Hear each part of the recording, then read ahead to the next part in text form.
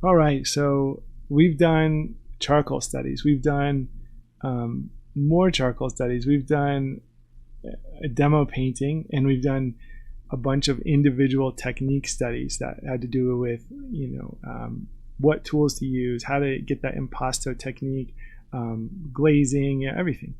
But to finish off this series, this will be our fourth video. What we're going to do is the bread and butter of the digital tutorial, which is the time lapse. So here, in preparation for the time lapse, I painted just a little ball and a little light ball, so it shows like the color of the light, color of the shadow, color of the midtones. You get your values, you get your color temperature, you get your color palette, and it works really well. And then doing a quick, very raw sketch there, it can show you what one approach to a quick charcoal sketch could look like.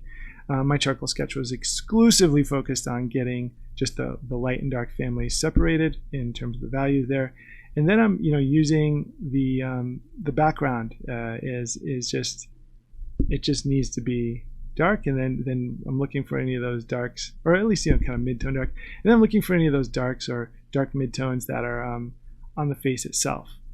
And here I'm using a combination of the built-in brushes and some of my own brushes, and I'm just looking to get darks where the darks go, lights where the lights go, and midtones where the midtones go. And you can see my setup here on the left. There's like the three images. I found one picture. It's on pexels.com, and it's it's a copyright-free website. And just kind of say, hey, this is tutorial content. It's educational and based, but still nice to use copyright-free imagery when you can. And so I took that image into an editing software, and I put, I just kind of pushed the contrast a little bit, and maybe the levels and curves, and just got a little bit more punch, a little bit more saturation, a little bit more contrast out of the image, with the goal of being able to reference, whether it's color sampling or whether it's just eyeballing it, or whether it's however you want to do it. I wanted to have two images to look at, one that was more neutral, one that was more contrasty and punchy. That helps because anytime we're working from a photo, we're getting a cut down version of the color, the temperature, the value, the light. Everything is just compressed dramatically. So I like to sort of open that up by having multiple images of the same photo. And then up above is just an entirely separate image, but it does have good directional outdoor lighting, and I felt like the blues, yellows, and greens and kind of magentas that are in that top image would be useful and helpful to balance out some of the tones in the bottom image. It just felt like the bottom image was so warm, everything was sepia toned, that is great. It fit the aesthetic of the John Singer Sargent work. It was good, but it just didn't feel like there was enough variety. And again, that's the camera. If we were painting from life, it would be so much easier to get a huge range of color.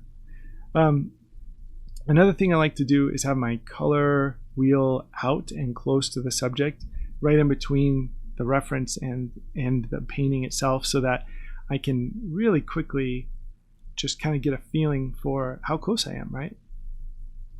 And when you're doing your color selection, what I recommend is having your color wheel out. You can use the color wheel like this, or you can use the color block.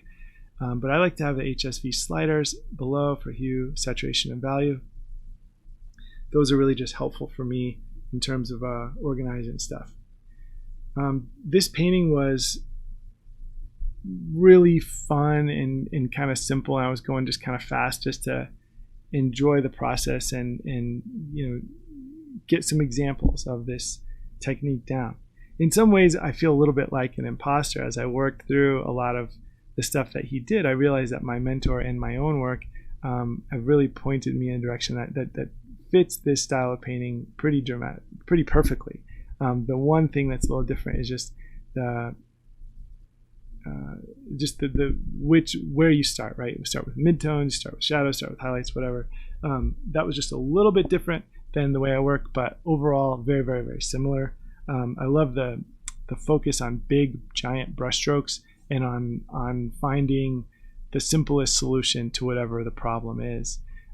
That's one of the things that's a little hard for a lot of us maybe with digital, and it shouldn't be, is is keeping the brushstroke simple. When you have infinite undos and you can, there's no like, there's no really mistakes in digital. You just get to try again. You can press Control Z, try again.